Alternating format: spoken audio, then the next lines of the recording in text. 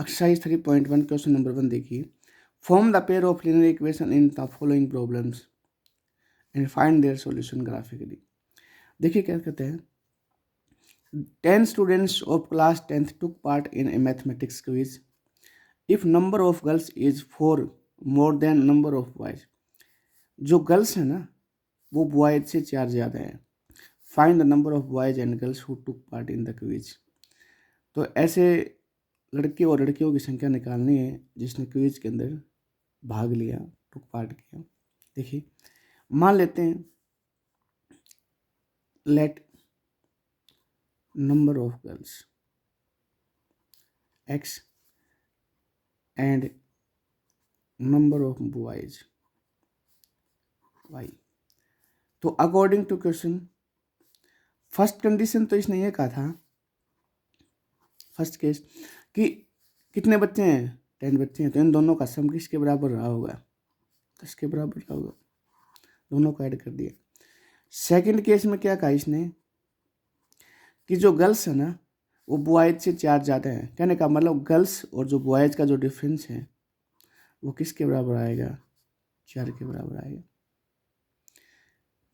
ठीक है, अब इसका सॉल्यूशन करें ग्राफिकली। देखिए कैसे, अब आपके पास ये दो इक्वेशन बन गई, x प्लस में y और इज इक्वल टू 10, और एक बन गया हमारे पास x minus y is equal to 4। ऐसी टेबल बनानी है आपको। इसमें ना ये x आएगा और ये y। x के स्थान के ऊपर अपनी मर्जी से आपने कोई वैल्यू रखनी, जैसे मैंने 1 रख लिया तो y की वैल्यू कितनी आ जाएगी, 9। फिर मैंने 2 रख लिया तो ये y की वैल्यू कितनी है, 8। ये कितने आ गया, 3 और ये 7। भाई यहाँ रख लो फिर उसको माइनस ले जाओ।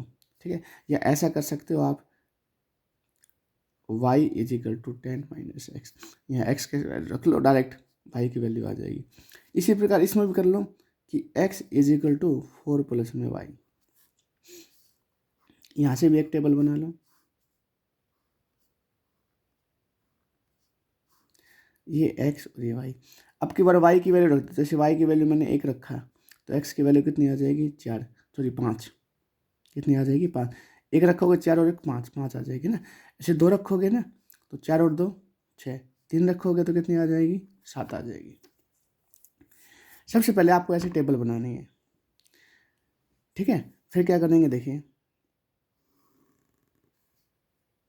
ऐसे बना लेंगे। अब यहाँ x की मैक्सिमम वैल्यू कितनी है, 7 तक है, और y की वैल्यू में मैक्सिमम कितनी है, 9 तक है। तो कोई बात नहीं है, इसको थोड़ा और बढ़ा लेते हैं। इसके ऊपर इक्वल इक्वल पार्ट कर लेंगे। जैसे मान लीजिए ये 2 आ गया, ये 4 आ गया, 6 आ गया और ये 8 आ गया। इसी प्रकार 2 4 6 8 और 10। पहले एक लाइन का ग्राफ बनाएंगे। जैसे हमने x की वैल्यू 1 आ गई ये वाली, और ये कहाँ तक जाएगी, 9 तक। जैसे एक पॉइंट बना लिया हमने ऐसे इसके सामने। फिर x की वैल्यू 2 और y की वैल्यू कितनी आ गई, 8। इस प्रकार से आ गया। ठीक है, फिर x की वैल्यू 3 और y की 7, x की 3 और y की 7। ठीक है ना। तो आप क्या करोगे, स्केल की सहायता से और इसको रफली मिला देंगे, ऐसे ऐसे एक लाइन मिल जाएगी स्ट्रेट। अब दूसरी को देखो, x की 5, ठीक है ना, और y की हमारे पास कितनी हो जाएगी, 1। लगभग ये पॉइंट आ गया। x की 6 y की 2, x की 6 और y की 2। फिर हमारे पास क्या हो जाएगा, x की 7 और y की 3, x की 7 और y की 3, ये आ जाएगा।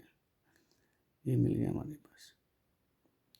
ये मिले नहीं, कोई बात नहीं, हम इसको आगे एक्सटेंड कर सकते हैं ऐसे। तो ये जो इंटरसेक्टिंग पॉइंट आएगा, इसमें x की तरफ से देख लो और y की तरफ से देख लो। ठीक है, ये थोड़ा सा ग्राफ गलत बना क्योंकि हमने यहाँ पॉइंट गलत ले लिए ना। तो ये जो आएगा ना, जैसे x की तरफ से इधर से देखना है और y की तरफ से इधर से देखना है, ऐसे। ठीक है ना, ऐसे ये जो इंटरसेक्टिंग पॉइंट आएगा ये आपको गर्ल्स और बॉयज़ को शो करेगा। इधर देखोगे तो x क्या माना था, हमारे पास गर्ल्स आ जाएंगी, और इधर से देखोगे तो ये हमारे पास क्या आ जाएंगे, बॉयज़ आ जाएंगे। ठीक है।